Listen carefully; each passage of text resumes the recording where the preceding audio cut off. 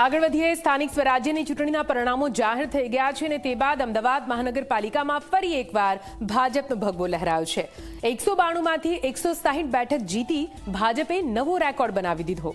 હવે સત્તાની સીલ બાદ શરૂ થઈ ગઈ છે નવી પ્રક્રિયા। આખરે કોણ બનશે મેયર, કોને મળશે કમિટીઓ, નવા કોર્પોરેટરને શું મળશે લાભ, જોઈએ આ ખાસ રિપોર્ટમાં।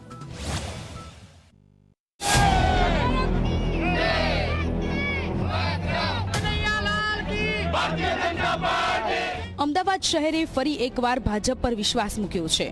અમદાવાદ મહાનગરપાલિકાની ચૂંટણીમાં ભાજપે પ્રચંડ જીત સાથે 192 માંથી 160 બેઠકો કબજે કરી ઇતિહાસ રચ્યો છે।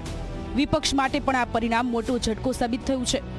શહેરના મતદારો ફરી એકવાર ભાજપ સાથે ઉભા રહ્યા છે। ચૂંટણી જીતી હવે નવા જનપ્રતિનિધિઓ માટે સત્તાના દરવાજા ખુલ્યા છે। પરિણામો બાદ ચૂંટાયેલા ઉમેદવારો મ્યુનિસિપલ સેક્રેટરી ઓફિસ પહોંચ્યા, જ્યાં ચૂંટણી પંચે આપેલા વિજય પ્રમાણપત્રો જમા કરાવવાની પ્રક્રિયા હાથ ધરાઈ।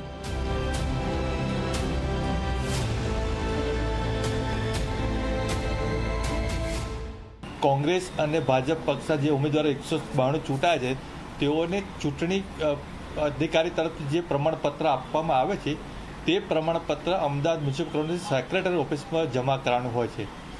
અમદાવાદ મ્યુનિસિપલ સેક્રેટરી ઓફિસમાં જમા કરેલ મ્યુનિસિપલ સેક્રેટરી તરફથી તેઓને અલગથી પ્રમાણપત્ર ઇસ્યુ કરવામાં આવશે। આ પ્રક્રિયા પૂર્ણ થયા બાદ તમામ નવા કોર્પોરેટરોને વિશેષ ઓળખપત્ર આપવામાં આવશે અને ત્યારબાદ શરૂ થશે સુવિધાઓનો સિલસિલો। જનતાના ટેક્સના પૈસામાંથી હવે કોર્પોરેટરોને અનેક સગવડો મળશે।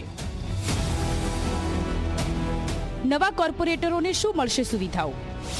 તો દરેક કોર્પોરેટરને એક લેપટોપ આપવામાં આવશે, 12,000 રૂપિયા સુધીનો મોબાઈલ ફોન મળશે, સાથે માસિક 12,000 રૂપિયા માનદ વેતન પણ ચૂકવાશે। આટલું જ નહીં, સ્ટેશનરી ખર્ચ માટે 1,500 રૂપિયા, ટેલિફોન બિલ માટે 1,000 રૂપિયા ભથ્થું પણ મળશે અને દરેક કમિટીની બેઠકમાં હાજરી આપતા 500 રૂપિયા અલગથી ચૂકવાશે। મેડિકલ સુવિધામાં પણ કોર્પોરેટરોને રાહત મળશે। કોર્પોરેટર અને તેમના આશ્રિતોને એએમસી સંચાલિત હોસ્પિટલો તેમજ એસવીપી હોસ્પિટલમાં મેડિકલ બિલ રીએમ્બર્સમેન્ટ આપવામાં આવશે। તમામ છૂટા municipal council Ahmedabad municipal corporation એક લેપટોપ તથા પ્રિન્ટર આપવામાં આવે છે, વત્તા એક મોબાઈલ ઇન્સ્ટ્રુમેન્ટ પેટે 12,000 રૂપિયા આપવામાં આવે છે। તેમજ તેઓને દર માસે 12,000 રૂપિયા માનદ વેતન, 1,500 રૂપિયા સ્ટેશનરી એલાઉન્સ, 1,000 રૂપિયા ટેલિફોન ભથ્થા લેકે કુલ 14,500 રૂપિયા ચૂકવવામાં આવે છે। તદુપરાંત દરેક મિટિંગમાં હાજરી દીઠ 500 રૂપિયા મિટિંગ ભથ્થું ચૂકવવામાં આવે છે।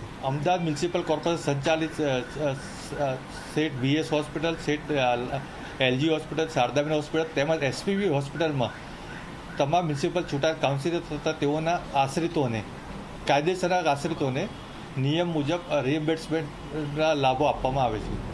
હવે આગળની નજર પ્રથમ સામાન્ય સભા પર રહેશે। ગુજરાત સરકાર તરફથી તમામ ચૂંટાયેલા પ્રતિનિધિઓનું નોટિફિકેશન જાહેર થશે, જે બાદ એએમસીને નકલ મળતા મ્યુનિસિપલ કમિશનર સાથે પરામર્શ કરી પ્રથમ બેઠક બોલાવવામાં આવશે।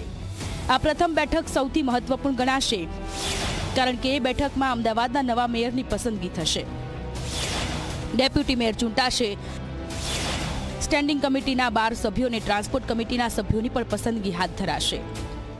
અમદાવાદ મ્યુનિસિપલ કોર્પોરેશનની જે તમામ ચૂંટાયેલા ઉમેદવારોનું એક નોટિફિકેશન ગુજરાત સરકાર દ્વારા બહાર પાડવામાં આવશે। એ નોટિફિકેશનની નકલ મારા ત્યાં ઉપલબ્ધ થઈ હતી। મારા દ્વારા મ્યુનિસિપલ કમિશનરશ્રીનો સમય અને તારીખ મેળવી પ્રથમ બેઠક ક્યારે બોલાવી તેનું માર્ગદર્શન મેળવવામાં આવશે। મ્યુનિસિપલ કમિશનર દ્વારા પ્રથમ બેઠક અંગે સમય અને તારીખની જાહેરાત થયા બાદ તમામ 192 કાઉન્સિલરોને અત્રેની મ્યુનિસિપલ સેક્રેટરી ઓફિસ દ્વારા એજન્ડા મોકલી અપાશે અને તેમાં નોટિસ દ્વારા જાણ કરવામાં આવશે। મ્યુનિસિપલ કમિશનર દ્વારા જે પ્રથમ બેઠક બોલાવવામાં આવે છે તેમાં મેયરશ્રી, ડેપ્યુટી મેયરશ્રી, સ્ટેન્ડિંગ કમિટીના 12 સભ્યો તેમજ ટ્રાન્સપોર્ટ કમિટીના સભ્યોની ચૂંટણી હાથ ધરવામાં આવશે।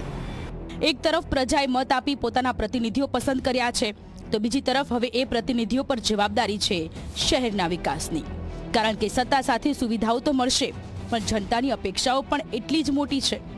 અમદાવાદે ભાજપને ફરી સત્તા સોંપી દીધી છે હવે જોવાનું એ રહેશે કે નવી ટીમ શહેરને શું નવું આપે છે.